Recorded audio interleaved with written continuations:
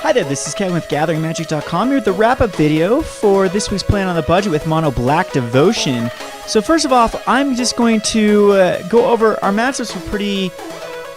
I thought this was a pretty good showing. That second or third game, I believe, with the mirror, we definitely just got outdrawn there, especially in the second game. You cannot win a Mold 5 on the draw or on the play against a mirror match. That's usually an unwinnable thing that can happen. And so, I mean, their budget version with Thoughtseize probably is a little more powerful, but I'm kind of liking the corrupts that were in our budget version against the mirror for that particular matchup, as well as the amount of Read for the Bones and the Underworld Connections. But the third matchup, the junk matchup, the junk mid-range matchup, is pretty much a terrible matchup for how we are currently built. So what I'm going to do right now is just going to go over some cards that I think would make this a non-budget version. I'm liking just a 2 of Desecration Demon, and the Liliana's Reavers did seem to be a little bit weak. So we're going to cut them completely. I really like these Disciples of Phenax. I think they're amazing versus the mid-range and control matchups. But the first and obvious addition here would be putting in Thoughtseize. So I'm going to go ahead here. As you can see, I don't have the Thoughtseizes at the moment. And I before E except after C. Let's see, Thought. This should find it. Go to the Thoughtseize here. And there's Thoughtseize. We bring in all these Thoughtseizes and probably bring 2 Duresses to the sideboard, as 6 1-drops against control is very powerful. Absolutely hating these Doomblades in the main board, and even alternate prices are not good. The cures, again, you need the cures for the matchups against the aggro. You have to be prepared for mono red. I'm sure it's still a thing out there. I haven't seen it personally for quite a while. It's a lot of mid-range decks, but it's out there. It's got to be out there. So I think we're going to go up 1 Desecration Demon, even though there's so much hate for Desecration Demons. But another one you'd want to do is Mutilate. And not Mutilate, my bad. Mutavault. That's what I'm trying to think here. Mutavaults for the lands. I do think that if we're gonna go Mutavaults again, we're probably gonna take out the corrupts or just go to a 1 of corrupt. So I'm gonna go ahead and take out these corrupts out of the sideboard. We're gonna put in these Mutavaults and take out just 4 swamps. Another thing you'd want to probably do is either run a 1 of Shrine. Let's see how you Nightveil Shrine of Shrine 2 Nyx, right? That's how you spell it. So you're gonna throw a 1 of Shrine here. I think 1 is probably perfect. You don't want too many of them, and you don't have you don't need a crazy ramp into mana with this deck. It's a very consistent deck. 5 mana is usually all it really needs. And then again, I think Read the Bones is powerful enough to put main board, and maybe Doomblade do need to go back to the main board.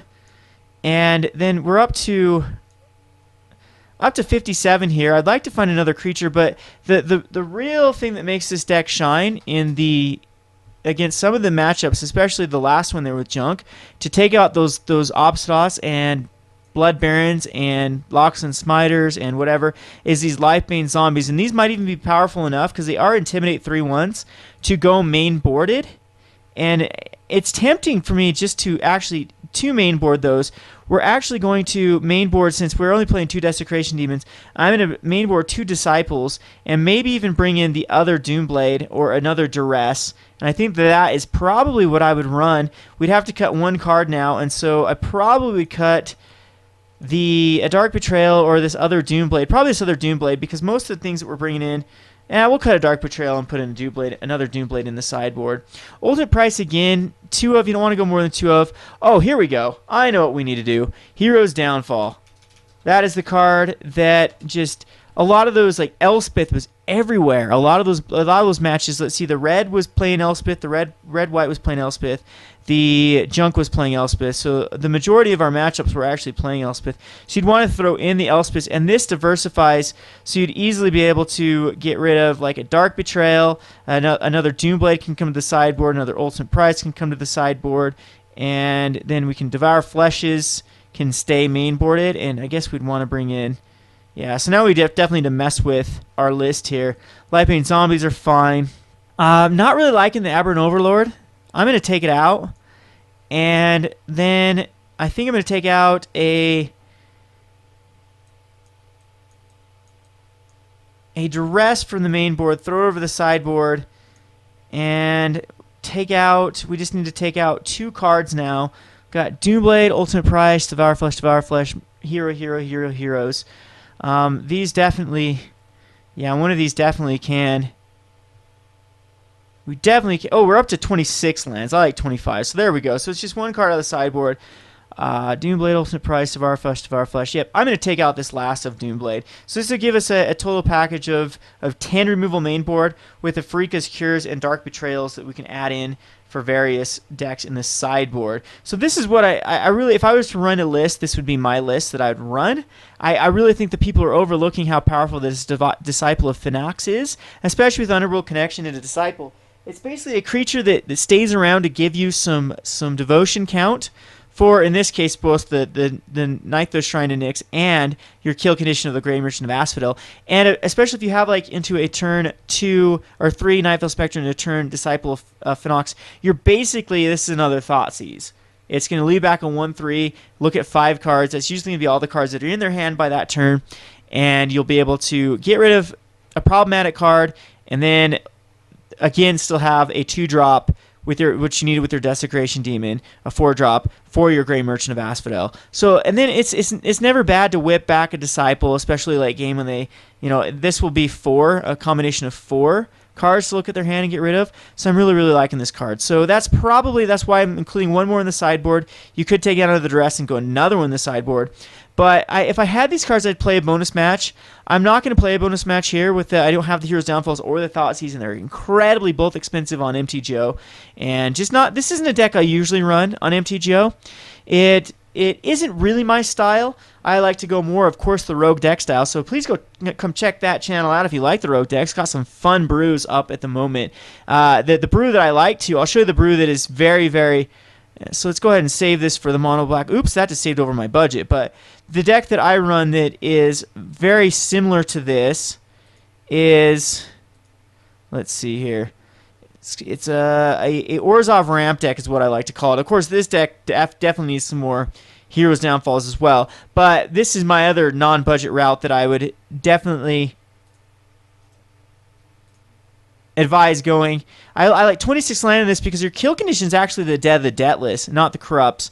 And this is a very powerful... You get wins out of nowhere. You use Crypt Gas to ramp up to things, and Grey Merchants and Lilianas and whatnot. And then between the Grey Merchants and the Dead of the Deathless, you usually have a kill. Obsidian helps you stabilize, so you have access to Obsidians. You have access to Blood Barons. Of course, this whole list can be definitely messed around with. The thing I really like about this list has Merciless Evictions in the sideboard that are just a blowout for certain mid-range decks. So this is another route you definitely could go. Pharika's Cures would go in the sideboard now. For I'd probably just replace these with Heroes Downfalls. I actually do have an Illness of the Strength in the sideboard in this one, as I do like Illness of the Strength. And Shadowborn Demon, I was messing around with as well. In the other list, you could go Shadowborn Demon. It has very good synergy with Whip. You get, the first time you cast it, you get to kill something, and usually you can take out like a Pack Rat token or a dead card that you're not using, another creature that you're not using at that moment. Maybe like even a Desecration Demon. If they are tapping it down or whatnot, you can actually sack it to the Shadowborn, get in for another 5 damage, and then eventually sack the Shadowborn to itself, and then whip it back. But a cool combination with Whip is just the Whip and Shadowborn Demon. So this is another route you can go. This is my personal route that I go when I do go this kind of mono black devotion list. Orzhov Charm is incredibly powerful in the format right now. It is maybe replaceable with Heroes Downfall, but it's an instant speed, 2 mana casting cost thing that you can actually destroy a creature. And yeah, it's not that hard to actually cast in this deck. So mess around with the removal package. Heroes Downfall, Thoughtseize, of course, are probably auto includes in this deck. Underworld Connections, you can actually go more Read for the Bones and whatnot. So, but there's a ton of routes you can actually go. I've seen some people go red, splash in red for Rakdos' Return, and also Dreadbores. And then you have your removal packages like all Dreadbores and all the Heroes Downfalls, and it makes you so good against the the Planeswalker decks is you can destroy every Planeswalker that comes out. You'll have 8 ways to destroy Planeswalker naturally, just with instances and sorceries. So anyway, I hope you like these type of decks. They're everywhere on MTGO. I'm sure there's even a green version. This splashes green for maybe Vraska and the Reaper of the Wilds and whatnot. So anyway, this deck is everywhere, as I showed you on MTG Goldfish. It is the #1 played deck, and then, like I said, there's also variants of this deck that are running around. This has been Kevin with GatheringMagic.com for Playing on a Budget. Thanks for watching.